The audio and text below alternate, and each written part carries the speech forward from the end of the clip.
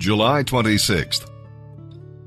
As we open up the Old Testament today, we'll be reading from the book of 2 Chronicles chapter 17, verse 1, right there at the beginning of the chapter. We'll go through chapter 18, verse 34. And here's what's going on in 2 Chronicles 17 and 18. Jehoshaphat's life is described in Psalm chapter 1, verses 1 through 3. He walked in the right counsel. He delighted in God's ways. And he was fruitful in his service, sharing the word with the people. He practiced the fear of the Lord, so he was protected by the fear of the Lord. See, when you fear God, you fear nothing else. But Jehoshaphat married the wrong wife, joined the wrong allies, fought the wrong war, and almost came to the wrong end. By walking in the counsel of the ungodly and sitting with the scornful, the king found himself in serious trouble. He had to listen to false prophets and go to battle with a king depending on false confidence. You know, the pressure to conform today is greater than in that day. Are you resisting it? Are you succeeding in trusting in the Lord? Can you detect the false prophet and his message? Or are you impressed with his visual aids and pleasing message? Beware. Trust in the Lord and Him alone. And now let's read all about it as we begin our narration of the Old Testament for today. July 26th, 2 Chronicles chapter 17, verse 1, through chapter 18, verse 34. Then Jehoshaphat, Ahaz's son, became the next king. He strengthened Judah to stand against any attack from Israel. He stationed troops in all the fortified cities of Judah, and he assigned additional garrisons to the land of Judah and to the towns of Ephraim that his father Asa had conquered. The Lord was with Jehoshaphat because he followed the example of his father's early years and did not worship the images of Baal. He sought his father's God and obeyed his commands instead of following the practices of the kingdom of Israel. So the Lord established Jehoshaphat's control over the kingdom of Judah. All the people of Judah brought gifts to Jehoshaphat. So he became very wealthy and highly esteemed. He was committed to the ways of the Lord. He knocked down the pagan shrines and destroyed the Asherah poles. In the 3rd year of his reign, Jehoshaphat sent out his officials to teach in all the towns of Judah. These officials included Ben-Hael, Obadiah, Zechariah, Nathaniel, and Micaiah. He sent Levites along with them, including Shemaiah, Nethaniah, Zebediah, Asahel, Shemiramoth, Jehonathan, Adonijah, Tobijah, and Tobadonijah. He also sent out the priests, Elishama and Jehoram. They took copies of the book of the law of the Lord and traveled around through all the towns of Judah teaching the people. Then the fear of the Lord fell over all the surrounding kingdoms, so that none of them declared war on Jehoshaphat. Some of the Philistines brought him gifts and silver as tribute, and the Arabs brought 7,700 rams and 7,700 male goats. So Jehoshaphat became more and more powerful, and built fortresses and store cities throughout Judah. He stored numerous supplies in Judah's towns, and stationed an army of seasoned troops at Jerusalem. His army was enrolled according to ancestral clans. From Judah, there were 300,000 troops, organized in units of 1,000, under the command of Adnah.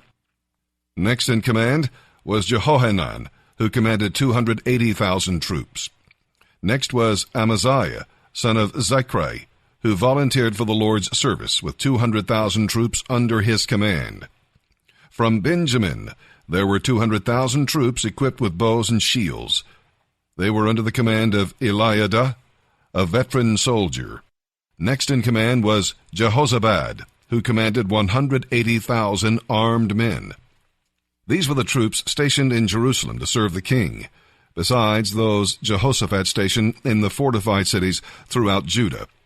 Now Jehoshaphat enjoyed great riches and high esteem, and he arranged for his son to marry the daughter of King Ahab of Israel.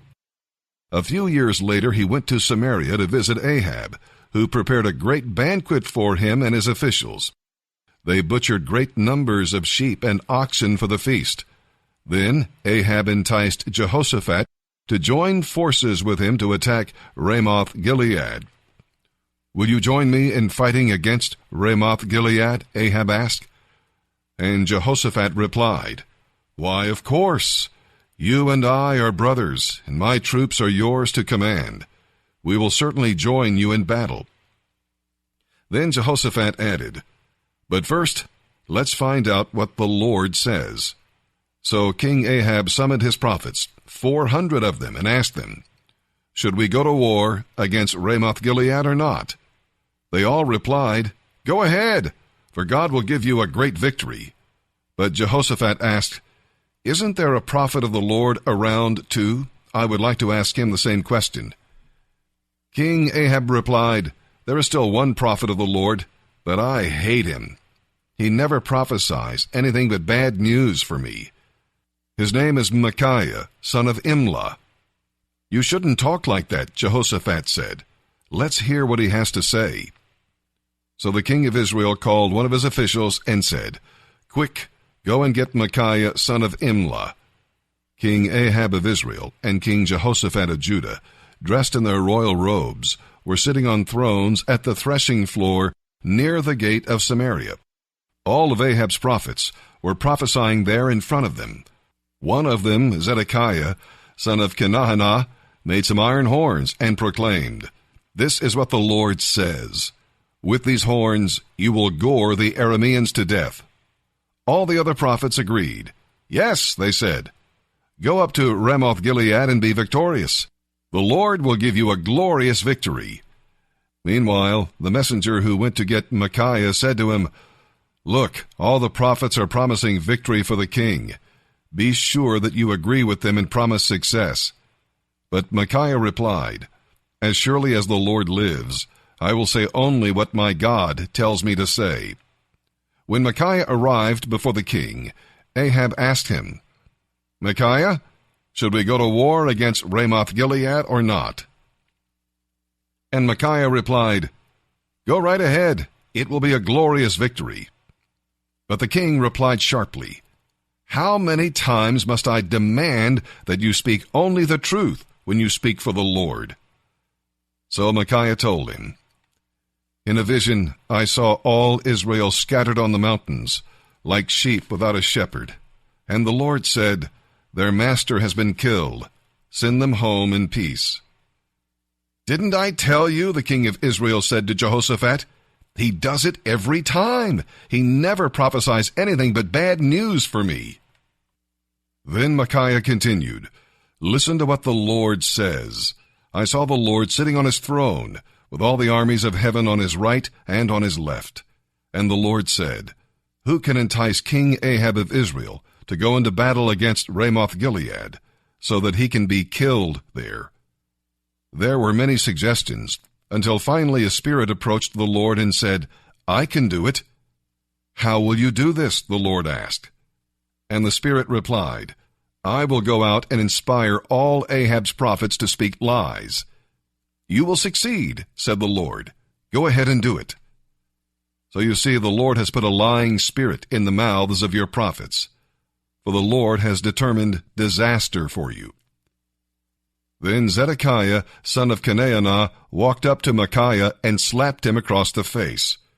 "When did the Spirit of the Lord leave me to speak to you?" he demanded.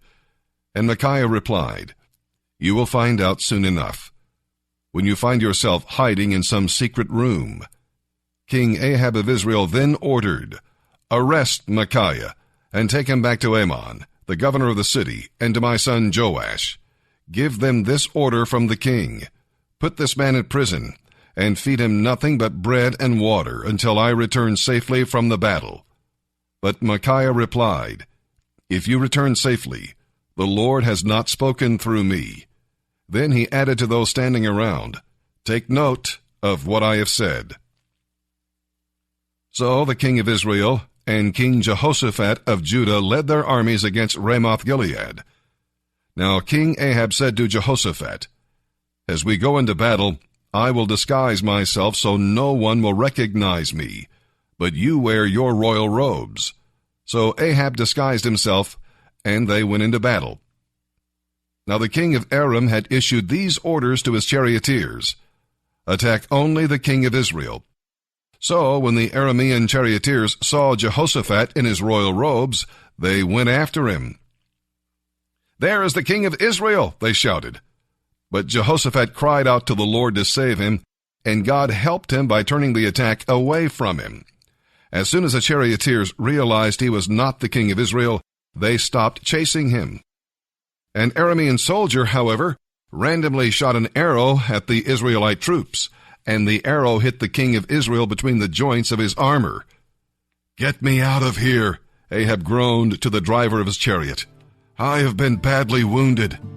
The battle raged all that day, and Ahab propped himself up in his chariot, facing the Arameans until evening. Then, just as the sun was setting, he died.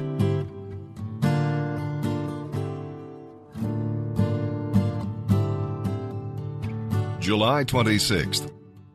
As we look into the New Testament for today, we'll be reading from the book of Romans, chapter 9, verse 25, through chapter 10, verse 13. In a part of the Bible that emphasizes the sovereignty of God, we see Paul sorrowing and praying and worshiping. He did not feel that God's sovereignty in any way destroyed man's responsibility. The God who ordains the end, that is saving the lost, also ordains the means to the end, the prayers and witness of his people. They go together. God is not obligated to save anybody, for all deserve to be condemned. Even Israel was chosen only because of his grace and love. Therefore, nobody can criticize God or say he is unfair. That he is merciful to sinners should make us rejoice. Israel's rejection of Christ did not ruin God's plan, for he went to the Gentiles, who gladly received the good news. However, God does have a remnant among the Jews, and believing Jews and Gentiles are one in the church. And that's because his mercy endures forever. And now, let's begin our reading today in the New Testament. July 26th. Romans chapter 9, verse 25, through chapter 10, verse 13.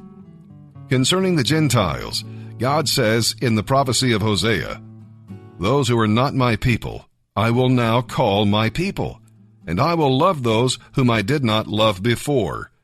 And once they were told, "You are not my people," but now he will say, "You are children of the living God."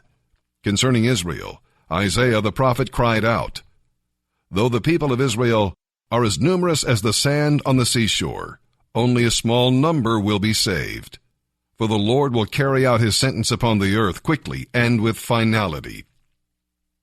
And Isaiah said in another place, "If the Lord Almighty had not spared a few of us, we would have been wiped out as completely as Sodom and Gomorrah." Well then, what shall we say about these things? Just this: the Gentiles have been made right with God by faith, even though they were not seeking him. But the Jews, who tried so hard to get right with God by keeping the law, never succeeded. Why not? Because they were trying to get right with God by keeping the law and being good instead of by depending on faith. They stumble over the great rock in their path. God warned them of this in the Scriptures when he said, "I am placing a stone in Jerusalem that causes people to stumble, and a rock that makes them fall. But anyone who believes in him will not be disappointed." Dear brothers and sisters, the longing of my heart and my prayer to God is that the Jewish people might be saved. I know what enthusiasm they have for God, but it is misdirected zeal, for they don't understand God's way of making people right with himself. Instead, they are clinging to their own way of getting right with God by trying to keep the law. They won't go along with God's way, for Christ has accomplished the whole purpose of the law. All who believe in him are made right with God. For Moses wrote that the law's way of making a person right with God requires obedience to all of its commands. But the way of getting right with God through faith says, you don't need to go to heaven to find Christ and bring him down to help you. And it says, you don't need to go to the place of the dead to bring Christ back to life again. Salvation that comes from trusting Christ, which is the message we preach, is already within easy reach. In fact, the scriptures say, the message is close at hand. It is on your lips and in your heart. For if you confess with your mouth that Jesus is Lord and believe in your heart that God raised him from the dead, you will be saved. For it is by believing in your heart that you are made right with God, and it is by confessing with your mouth that you were saved. As the scriptures tell us, anyone who believes in him will not be disappointed. Jew and Gentile are the same in this respect. They all have the same Lord, who generously gives his riches to all who ask for them. For anyone who calls on the name of the Lord will be saved. Today we're reading in Psalm chapter 20, verses 1 through 9, where we'll be reading about a day of trouble. David was going out to battle, and he and his people gathered to pray. His secret of victory was the name of the Lord he worshiped sincerely and sacrificially. We'll read about also a day of triumph. Again, it is in the name of the Lord that you fight the forces of evil. God hears and answers prayer and sends you the help you need. And we'll also read about a day of trust. David had a great name, but the name of the Lord is much greater. Some people have names that cannot be trusted, but God's name has never failed. Your days of trouble can become days of triumph if you trust in the name of the Lord. Psalm chapter 20, verses 1 through 9. For the choir director, a psalm of David. In times of trouble, may the Lord respond to your cry. May the God of Israel keep you safe from all harm. May he send you help from his sanctuary and strengthen you from Jerusalem.